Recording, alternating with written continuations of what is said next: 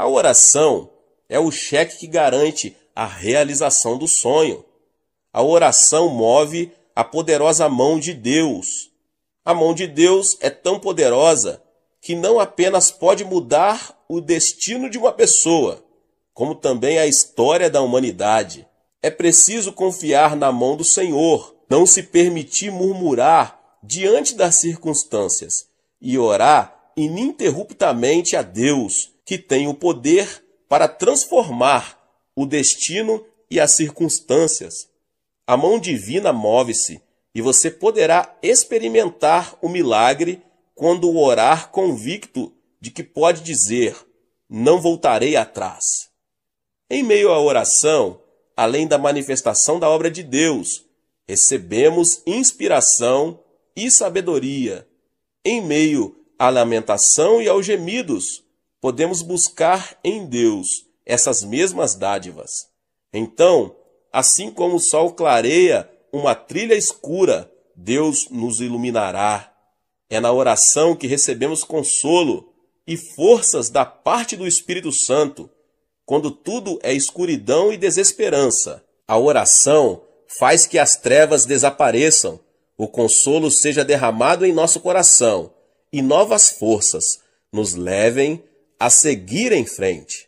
Nada no mundo pode nos consolar ou fortalecer, a não ser o Senhor, que conhece a intimidade do nosso coração.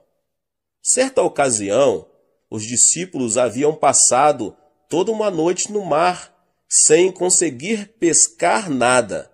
Mesmo diante dessa circunstância, Jesus mandou que Pedro entrasse mar adentro e lançasse as redes. Os discípulos creram nas palavras de Jesus, lançaram as redes e estas voltaram tão cheias de peixes que começaram a rasgar-se. Eu pergunto, qual é a nossa rede? Nossa rede é a oração. Por meio da oração, podemos pescar muitos peixes com o Senhor. Se não orarmos, por mais que estejamos na presença de Deus, nada acontecerá. Por meio do profeta, Deus nos desafia. Jeremias 33:3 diz: clama a mim, e eu responderei, e lhe direi coisas grandiosas e insondáveis que você não conhece. Deus responde às nossas orações quando pedimos em nome de Jesus Cristo. Se não recebemos, é porque não pedimos. Isso é o que a Bíblia ensina. Se estamos em alto mar, ou seja, na presença de Deus, devemos clamar ao nome de Jesus Cristo dia e noite e lançar as redes de nossas orações. Durante a construção do templo da Igreja do Evangelho Pleno de Ioido, enfrentei momentos de grande frustração. Nesses momentos, porém, nunca deixei de lado 2 livros, a Bíblia e a biografia de George Miller. Miller era alemão e sonhou em servir a Deus na Inglaterra. Entretanto, ao ver a grande quantidade de meninos abandonados e famintos nas ruas de sua cidade, ele mudou de direção. Lembrou-se do que diz o salmista, Salmos 68:5. Pai para os órfãos e defensor das viúvas é Deus em sua santa habitação. E converteu-se no pai de órfãos. O incrível é que, sem pedir a ajuda de ninguém, somente em oração, conseguiu dar de comer a mais de 6.000 meninos. Durante aqueles momentos de frustração, quando a realidade tornava-se intolerável, o livro, que continua a descrição de grandes milagres de Deus, dava-me esperança. Quando os meus olhos não viam nada, meus ouvidos não ouviam coisa nenhuma, nem minhas mãos apalpavam evidências concretas, a Bíblia e a biografia de George Miller davam-me a entender que eu devia clamar em oração.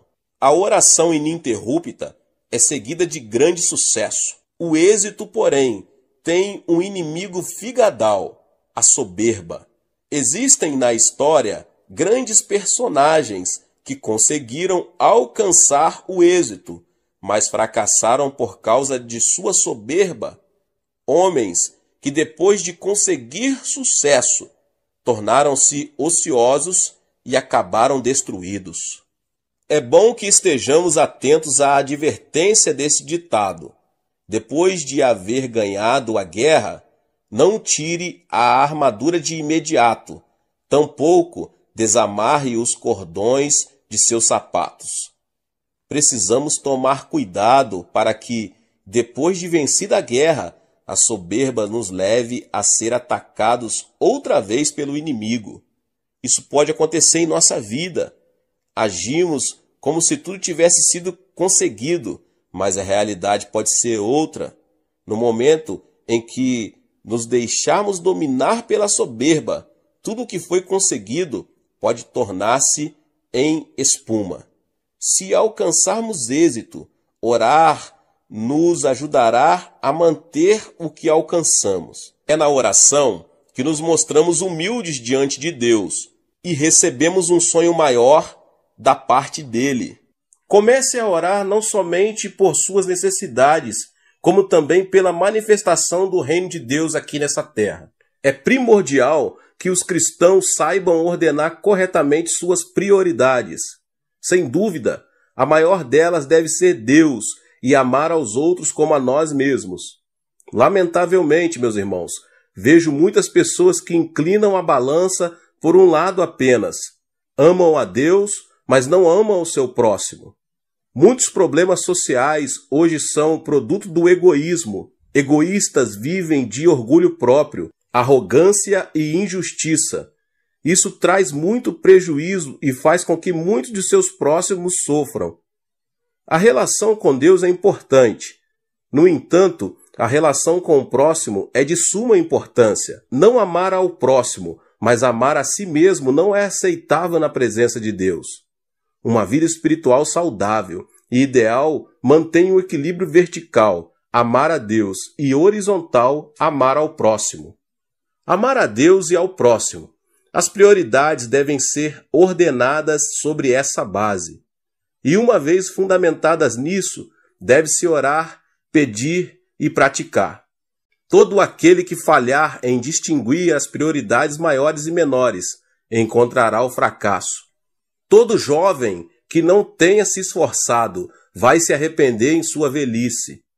Então, como organizar e reordenar nossas prioridades? Jesus explica com muita clareza no texto que acabei de nos falar. Busquem, pois, em primeiro lugar o reino de Deus e a sua justiça, e todas essas coisas lhes serão acrescentadas. Mas devemos buscar o reino de Deus. Devemos buscar primeiramente o reino de Deus. Isso implica buscar o reino de Deus por meio da cruz. O exército desse reino é composto por almas salvas de seus pecados pelo sangue de Jesus. Nenhum cristão participante desse grande exército guarda sua esperança e seu propósito aqui na terra, mas no reino de Deus, que permanece para sempre. Para o cristão, a vida terrena é apenas uma viagem em direção ao reino, o que implica manter um alto grau de fé. Depois de Adão, o reino de Deus começou a ser proclamado com a vinda de Jesus Cristo a este mundo, que estava submerso no pecado, na injustiça, na maldição, na enfermidade, na pobreza, na morte e outras coisas mais. Jesus, por meio de sua vida, revelou que as características do reino de Deus eram o perdão dos pecados, a plenitude do Espírito Santo, a bênção de Abraão, a saúde, a abundância, a riqueza e a vida eterna. Então devemos orar para que essas mesmas características não somente transbordem em nosso ser, como também na vida de nossos semelhantes. Devemos também buscar a justiça de Deus. Nosso dever não consiste somente em buscar o reino de Deus, mas também em fazer todo o possível para que sua justiça seja manifestada no mundo. Os cristãos devem fazer fluir a justiça de Deus em suas próprias vidas. Deus se agrada do justo. É importante também nos ocuparmos da justiça no campo social. Jesus esteve com pecadores, pobres e doentes. Converteu-se em seu amigo e salvador. Jesus trouxe justiça à sociedade. Nós, que nos identificamos como discípulos de Jesus, devemos imitá-lo, esforçando-nos na justiça social. Outra coisa importante é a justiça no âmbito nacional, que não deve estar fora do interesse dos cristãos. É lamentável saber que na Coreia temos injustiça continuamente presente. É triste que o Evangelho não tenha conseguido mudar as estruturas da sociedade coreana ainda. As estatísticas indicam que 25% da população coreana confessa ser cristã. Contudo, não se vêem vestígios de justiça em nossa nação, apesar de mais de 10 milhões de cristãos. Isso deveria ter provocado mudanças, todavia nada acontece. O que significa tudo isso? Significa que nós, os cristãos, temos falhado nessa missão, que consiste em realizar a justiça de Deus aqui na terra. Onde não há justiça, proliferam a aridez e a hipocrisia. Portanto, os cristãos devem avançar em oração e serem persistentes para que a justiça flua no âmbito pessoal, social e nacional. O cristão é quem mantém uma dupla relação com Deus e com o próximo, a sociedade. O fato de permanecer circunscrito às paredes do templo, orando e jejuando, sem se interessar pelo sofrimento e pela injustiça social, é sinal de decadência espiritual da igreja. Jesus explicou que, se buscarmos primeiramente o reino de Deus e sua justiça, todas essas coisas serão acrescentadas. Se neste momento a justiça divina proliferasse nos âmbitos financeiros, governamental e social, a distribuição correta das riquezas acabaria por completo com a pobreza, o suborno, a injustiça, o pecado, a violência, os roubos e outras coisas mais. Então, consequentemente, comece a orar não somente por suas necessidades, como também pela manifestação do reino de Deus aqui nessa terra. Essa é a ordem correta que você deve manter para que os problemas casuais desapareçam. Se você é um desses cristãos que tem o costume de orar somente por suas necessidades e não buscar primeiro o reino de Deus e a sua justiça, é muito provável que sua vida cristã esteja à deriva e precise de um rumo estável. O agricultor faz todo o possível para conseguir uma colheita bem-sucedida. Mesmo assim, a falta de chuva e sol pode prejudicar seriamente sua colheita. O que eu quero dizer com isso, meus irmãos? Quero dizer que é Deus que tem de abençoar, para que o homem seja abençoado. Se Deus não abençoar, todo o esforço do homem será vão. A bênção de Deus é derramada sobre as pessoas que buscam primeiramente o reino dos céus e a sua justiça. Que Deus abençoe a sua vida mais uma vez com essa palavra tremenda do pastor David Poyong Cho. Se você ainda não é inscrito aqui no canal, se inscreva no canal e ative o sininho das notificações. Todos os dias, às 18 horas e às 20 horas, são postados vídeos abençoados aqui no canal. Não esqueça de deixar o seu like, tá bom? E também compartilhe este vídeo com as pessoas que você mais ama. Deus te abençoe. Nos vemos nos próximos vídeos, tá bom? Até mais. Tchau, tchau. Para orarmos, precisamos aprender, em primeiro lugar, a pedir de forma correta. Embora seja verdade que Deus sabe de tudo, não podemos ter a atitude de que não é necessário pedir, porque Ele já sabe de tudo que precisamos. Algumas pessoas pensam que não precisamos pedir por causa do versículo de Mateus. Não vos assemelheis, pois a eles, porque Deus, o vosso Pai, sabe o de que tendes necessidade, antes que lhe o peçais. Mateus 6:8. Mas para entendermos corretamente esse verso, precisamos examinar seu contexto bíblico.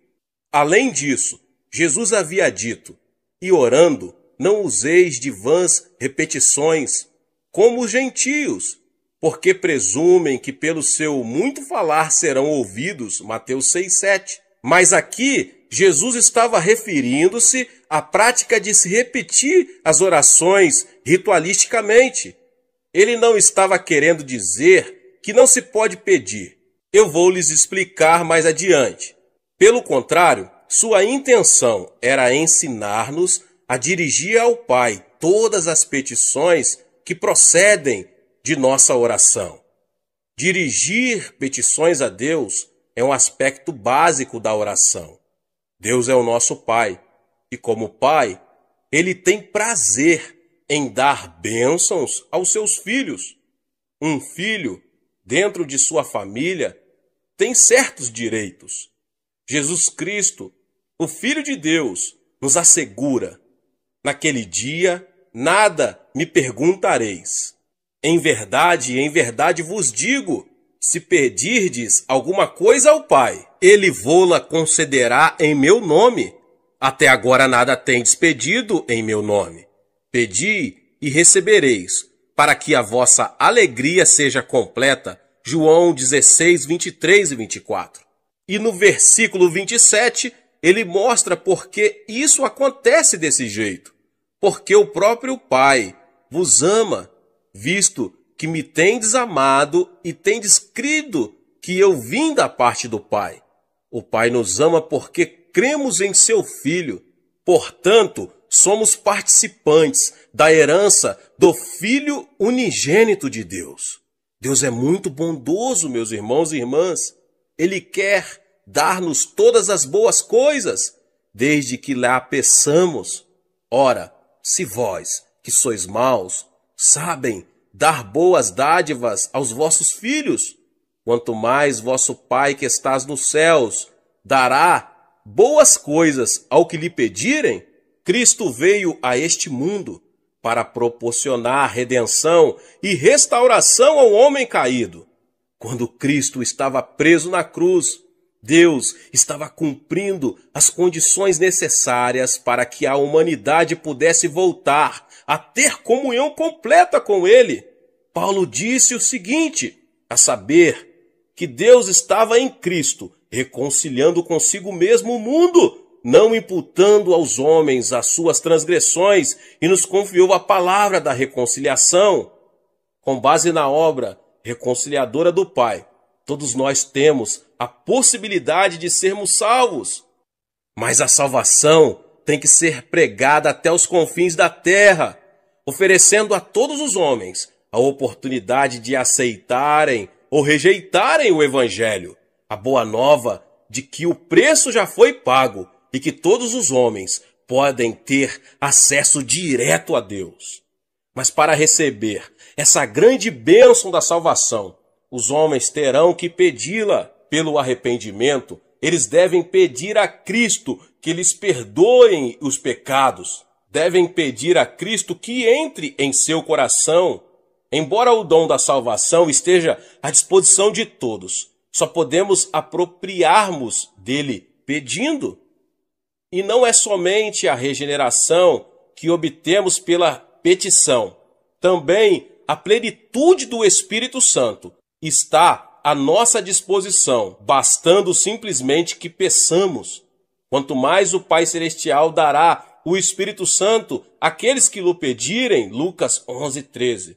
Mas não só o dom da salvação, mas também a plenitude do Espírito Santo e todas as demais bênçãos estão à nossa disposição e podemos obtê-las pela petição em oração. Tiago afirma que Deus não negará sabedoria a ninguém, mas a dará liberalmente, desde que a peçamos com fé. Podemos obter os dons do Espírito Santo, bastando para isto que os peçamos. Cura, libertação, prosperidade e bênçãos são coisas que todos podemos pedir a Deus. Temos o direito também de orar a Deus por um avivamento. Pedir ao Senhor chuva no tempo das chuvas serôdias, ao Senhor que faz as nuvens de chuva, dá aos homens aguaceiro. Zacarias 10:1. A bênção de Deus pode ser nossa, basta que a peçamos. Podemos receber as bênçãos de Deus, que em Zacarias são tipificadas como chuvas, porque Deus ordenou que as peçamos.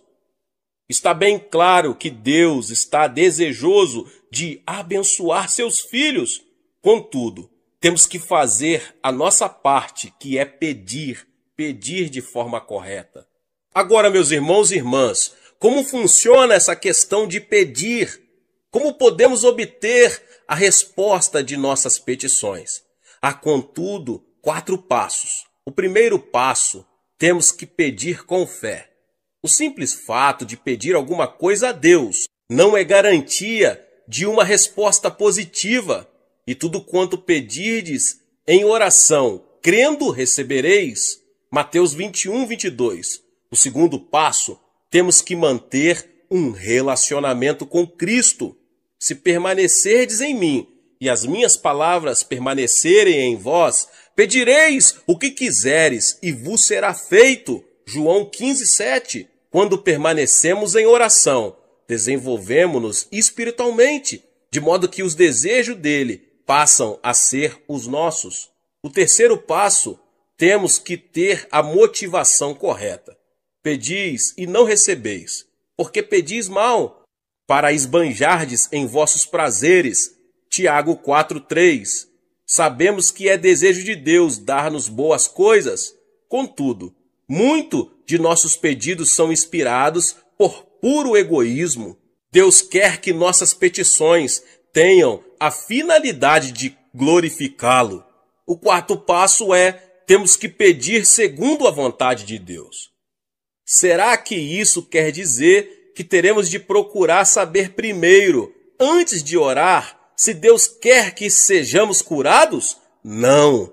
E é por isso que é tão importante conhecermos as Escrituras. A Bíblia nos diz qual é a vontade de Deus. Mas quando oramos, pedindo algo que Deus já nos prometeu, temos certeza de que oramos segundo a sua vontade.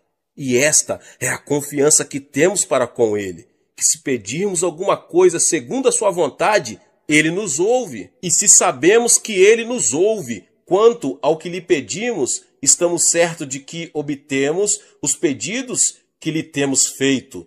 1 João 5, 14, 15. Agora, meus irmãos e irmãs, como Deus responde às nossas petições? Deus responde às nossas petições segundo sua maneira própria de ser. Ele não se limita a nos dar exatamente aquilo de que precisamos. Ele nos dá em abundância. E o meu Deus, segundo a sua riqueza em glória, há de suprir em Cristo Jesus cada uma das vossas necessidades. Filipenses 4,19. Os recursos de Deus são ilimitados. Deste modo, Ele supre todas as nossas necessidades. Mas Deus não tem falta de bênçãos. Ele possui um depósito completamente cheio, meus irmãos e irmãs. Só precisamos saber como abrir esse depósito, aprendendo a pedir. Aprendi esses princípios bem no início de meu ministério. Estudei as Escrituras e descobri que Deus é bom. Iniciei meu ministério na região mais pobre da Coreia, numa época de séria depressão econômica em nosso país, logo após a Guerra da Coreia. Aprendi a jejuar, não porque fosse espiritual, mas porque não tinha nada para comer. E através da oração e da leitura da palavra de Deus, entendi que Deus não era o Deus apenas da Europa e dos Estados Unidos. Ele é o Deus de quem quiser aprender a confiar nele. Há uma experiência que já contei muitas outras vezes, mas sempre há alguém que nunca ouviu. Se você não ouviu, ouça agora mesmo. Ela ilustra perfeitamente como podemos obter respostas de oração das mãos de nosso Pai Celestial. Quando iniciei meu ministério, ainda era solteiro e morava num pequeno cômodo. No inverno, eu me protegia do frio, enrolando-me com cobertores, pois não tinha nenhum outro meio de aquecimento. Comecei a pregar a mensagem da abundância de Deus, conforme havia nas Escrituras, e assim me vi num dilema. Se Deus era tão bom, se possuímos tantos e tão vastos recursos, por que eu era tão pobre? É uma pergunta que muitas pessoas estão fazendo, principalmente no país em desenvolvimento. Um dia percebi que precisava de 3 coisas. Como não tinha um veículo para visitar os membros de minha igreja, precisava de uma bicicleta. Precisava também de uma escrivaninha, pois não tinha onde colocar a Bíblia. E resolvi pedir a Deus uma cadeira também, pois precisava dela para a mesa. Hoje, essas 3 coisas podem parecer insignificantes, mas há mais ou menos 25 anos eram coisas raras em nossa região. Contudo, com toda a confiança, pedi a meu Pai Celeste essas 3 coisas, uma cadeira, uma mesa e uma bicicleta. E apresentei essa mesma oração a Deus durante vários meses, achando que se repetisse continuamente, por fim, Ele me ouviria e me atenderia. Mas 6 meses depois, fiquei meio desanimado e fiz uma oração desalentado. Senhor, sei que o tempo não significa nada para ti, e eu preciso muito dessas coisas agora. Talvez o Senhor esteja pensando em demorar mais para atender a minha petição. Mas se demorar muito, eu morro e não preciso mais delas. Então, ouvi uma voz suave e tranquila me falando no íntimo. Filho, escutei sua petição desde a primeira vez em que fez, há 6 meses. Então por que não me atendeu? Indaguei. Você me pediu uma bicicleta, não foi? Continuou Deus. Mas existem muitos tipos de bicicleta. Qual delas você quer? Existem também muitos tipos de mesa, feitas de diversos tipos de madeira. Que tipo de mesa você quer? Existem também diversos tipos e modelos de cadeira. Qual tipo de cadeira você quer? E essas palavras que ele me falou naquela noite revolucionaram minha vida. Então resolvi pedir a Deus objetos específicos, uma bicicleta da fabricação americana, que naquela época havia 3 tipos de bicicleta, mas a americana era a de melhor qualidade. Pedi uma escrivaninha de mogno das Filipinas e, por último, pedi uma cadeira. Mas não era uma cadeira qualquer. Queria uma cadeira com rodinhas nos pés, para que pudéssemos girá-la à vontade, como um daqueles grandes empresários. 2 semanas depois, ganhei uma bicicleta americana, um pouco usada, e fora do filho de um missionário.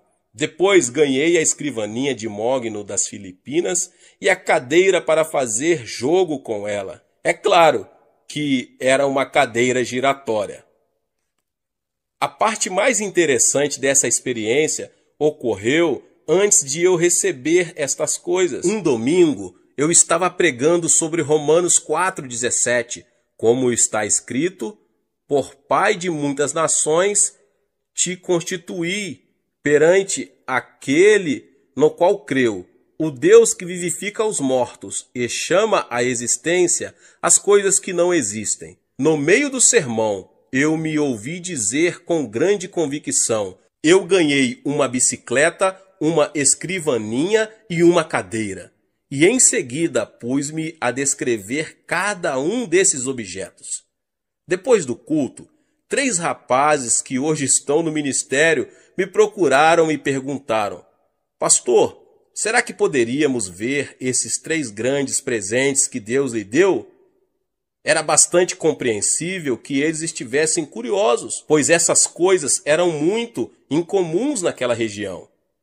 A caminho de casa, comecei a me preocupar com o que ia dizer aqueles jovens quando vissem meu cômodo vazio. Assim que abri a porta, vi-os correr os olhos pelo aposento desprovido, procurando minha bicicleta, a cadeira e a mesa. Afinal, um deles disse: pastor, onde estão? Indagou com expressão de espanto.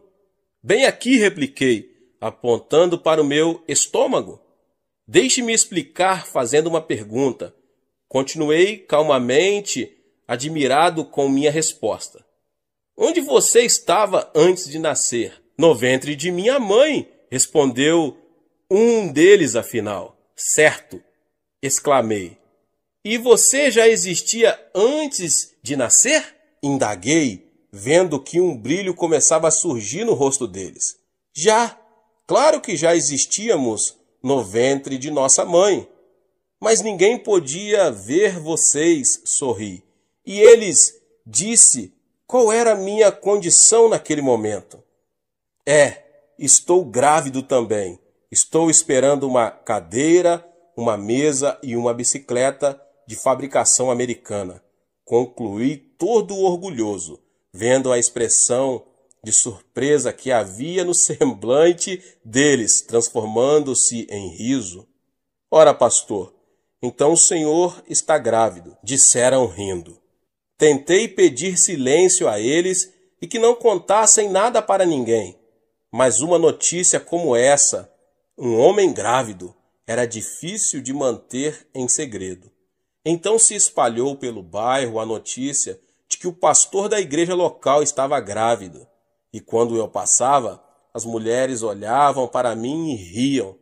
As criancinhas vinham colocar a mão em meu estômago para ver se sentiam ali a bicicleta.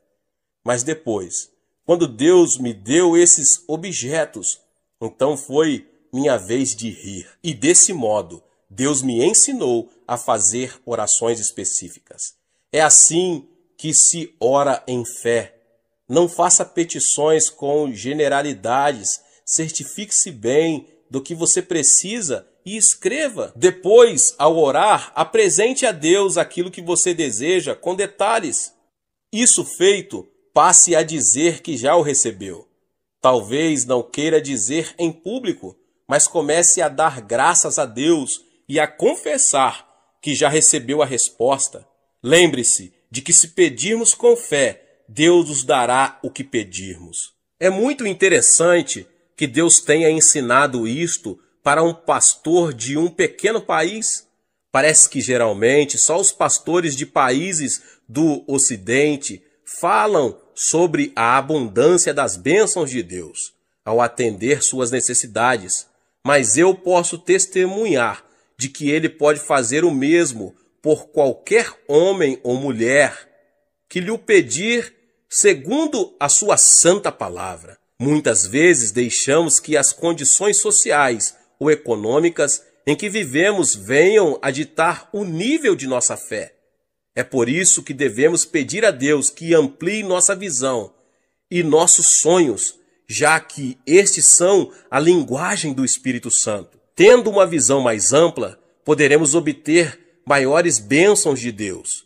Certa vez, Winston Churchill disse que os grandes homens procedem de grandes países, vivem em épocas de grandes realizações e desempenham grandes tarefas. Em geral, é assim que acontece. Contudo, meus irmãos e irmãs, Jesus Cristo, o Filho de Deus, veio de um país fraco e pequeno, Israel, e na época em que ele viveu, sua terra estava sob o domínio do Império Romano. Embora ele tenha realizado a maior de todas as tarefas, certamente não viveu numa época de grandes realizações para o povo de Israel. E, no entanto, ele constituiu o ponto central de toda a história. Não importa quem você pode causar um grande impacto. Sua vida pode mudar seu país ou o mundo se você souber fazer a oração de petição. Deus deseja dar-nos muito mais do que imaginamos. Peça a Deus o dom que lhe possibilitará ter o maior impacto na situação em que você se encontra. Não se contente com uma situação comum. Sou de uma família pobre e de um país pobre e vivia em circunstâncias adversas. Apesar disso, nunca tive de abrir caminho à força para chegar diante dos grandes deste mundo. O dom da graça que Deus me concedeu tem me colocado diante de reis, rainhas, presidentes e de muitos mais notáveis líderes mundiais. Se Deus fez isso por mim, pode fazer por você também. Mesmo que você, que agora ouve essa mensagem, vive num país pobre da América Latina, sua vida pode deixar uma marca profunda nesse país e no mundo. Onde quer que você esteja agora, Deus pode e quer usá-lo para ajudar a atear o fogo do avivamento que irá varrer a África, a Ásia, a Europa, a América. Peça e você receberá, mas peça com fé, em o nome de Jesus. Glória a Deus. Deus abençoe a sua vida, você que ouviu essa palavra. Glória a Deus. Não esqueça de se inscrever aqui no canal, de ativar o sininho das notificações para você não perder os vídeos. Amém? Deixe também o seu like e não esqueça de compartilhar esta palavra com mais pessoas. Nos vemos nos próximos vídeos. Amém. Seja membro do canal Vinícius Siqueira e obtenha benefícios que só os membros têm. Então, você que já é inscrito no canal e ativou o sininho das notificações, logo você vê o botão Seja Membro, clique nele e obtenha os benefícios. E o primeiro benefício é que você tem uma mensagem destacada. Quando você faz um comentário aqui no canal, você tem um destaque na sua mensagem. E isso é muito importante porque você mostra para os outros que você apoia este canal. E outro benefício que você tem é que você pode compartilhar os devocionais diários, que são 365 devocionais, que são postados todos os dias aqui no canal. Existe um grupo específico e a pessoa recebe um link que é direcionado para o grupo. E nesse grupo você tem todos os devocionais de todos os dias do mês, que você recebe logo pela manhã, e você tem o benefício de compartilhar esses devocionais com os seus contatos. Esse benefício é apenas para os membros. No YouTube não tem como compartilhar os devocionais, apenas ler na comunidade do YouTube, mas quem é membro tem o benefício de compartilhar com todos os seus contatos e as suas redes sociais. Seja membro!